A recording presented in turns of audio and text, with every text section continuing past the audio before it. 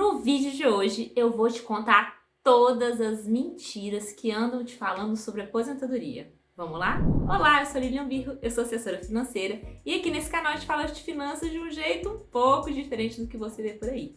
E o nosso tema hoje é aposentadoria. Eu vou te contar 5 mentiras que eu ouço por aí e que eu queria te falar a verdade. Polêmico esse vídeo, Thaís? Polêmico. Então vamos lá. Gente, mentira número 1. O INSS vai quebrar. Ou então, o INSS não vai quebrar. Vou explicar pra vocês por que essas duas suposições, elas são, na verdade, uma mentira. O que acontece? Fica todo mundo nessa discussão, se o INSS vai quebrar, se ele vai pagar o dinheiro, se ele não vai pagar, o que vai acontecer no futuro. Principalmente por quê? Porque a gente tem hoje no Brasil uma população que está envelhecendo, né? A gente tem as pessoas cada vez vivendo mais e menos crianças nascendo, tá? Então a gente ainda tem sim uma população que está crescendo, ela vai crescer ainda nos próximos 20, 30 anos mais ou menos, mas a nossa pirâmide populacional, né? Então a quantidade de velhinhos versus a quantidade de crianças que a gente tem, ela tá sofrendo algumas modificações e isso vai sim mudar a estrutura da nossa sociedade, tá? Então hoje, por exemplo, nós temos 6 pessoas, né, em idade de trabalho, em idade de ativa para cada pessoa que a gente tem em idade de aposentado, tá? Daqui mais ou menos uns 30 anos,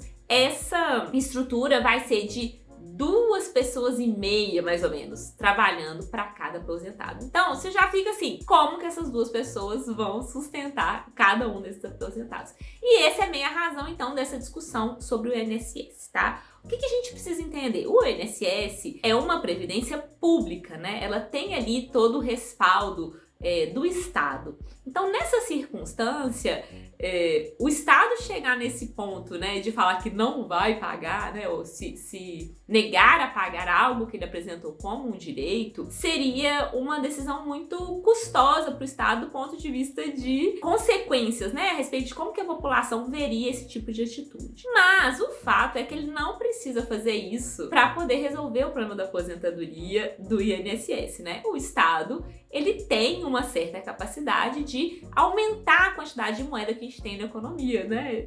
Falando de forma simples, imprimir mais dinheiro. Então ele pode sim imprimir mais dinheiro e resolver o problema aí de pagar o INSS para todo mundo. Aí vocês vão ficar, ai, Lília, maravilha, né? Resolvi o meu problema, então não tem que preocupar com a aposentadoria. A verdade é que não, porque toda vez que o Estado imprime mais dinheiro por aí, a gente tem um processo de aumento de preços chamado inflação, né? E aí, em uma situação de inflação, o preço de tudo vai subir, a quantidade de dinheiro que você precisa para poder viver aumenta, e é aí que vem o problema. Então, a grande pergunta não deve ser se o INSS vai pagar ou não vai pagar, mas sim quanto o INSS vai pagar e o que isso vai significar do ponto de vista de poder de compra quando isso realmente acontecer, né? Então você pensa hoje, por exemplo, né, que a gente tem um teto do INSS de mais ou menos R$7 mil, né?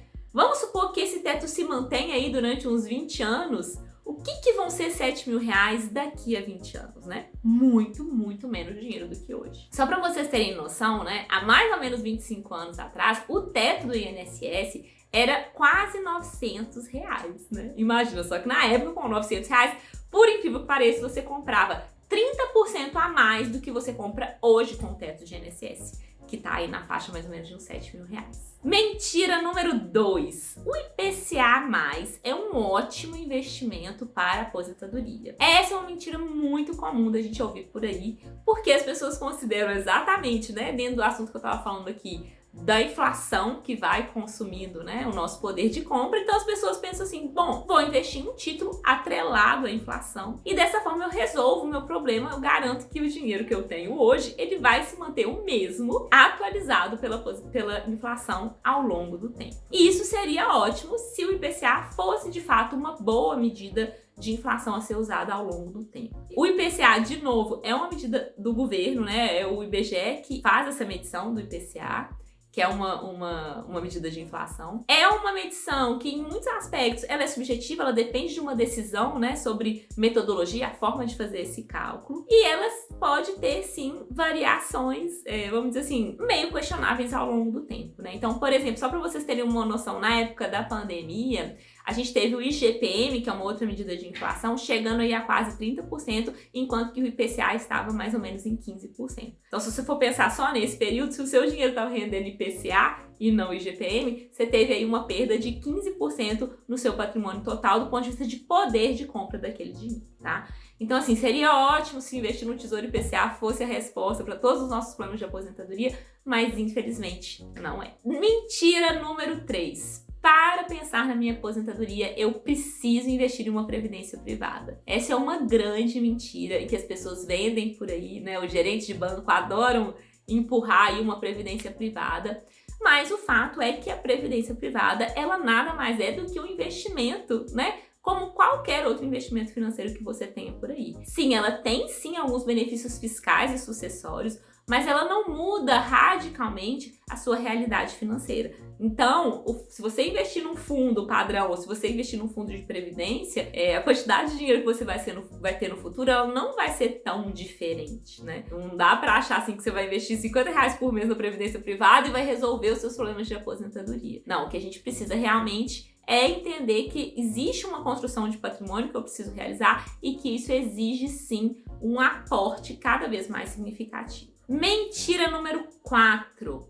Eu posso calcular quanto que eu preciso para aposentar simplesmente pegando quanto que a Selic está me pagando ou quanto que um fundo de investimento imobiliário está me pagando e verificar quanto que eu preciso de dinheiro vezes aquela rentabilidade, né? Então tem muita gente que faz essa conta, por exemplo, hoje a Selic está pagando aí mais de 1% ao mês, né? A pessoa pensa assim, eu preciso de uns 5 mil para viver, né? Se isso for 1% do meu patrimônio, então eu preciso ter uns 500 mil reais para poder viver com esse 1%. Essa forma de cálculo, né, seja ela para investimentos de renda fixa ou para investimentos de renda variável, é uma fórmula de cálculo que está ignorando exatamente esse fator que a gente já está falando aqui. Eu não falei não sei quantas vezes. Vou fazer um bingo, Thaís. Quantas vezes eu falo inflação ao longo desse vídeo? Me conta aqui, comenta aqui embaixo quem conseguiu anotar quantas vezes eu vou falar de inflação nesse vídeo. Mas o fato é que existe um problema da inflação. Então, pensa assim, tô começando a aposentar hoje. Eu falo, eu preciso de 5 mil. Então, tenho 500 mil, tira 1%, tá indo, beleza, né?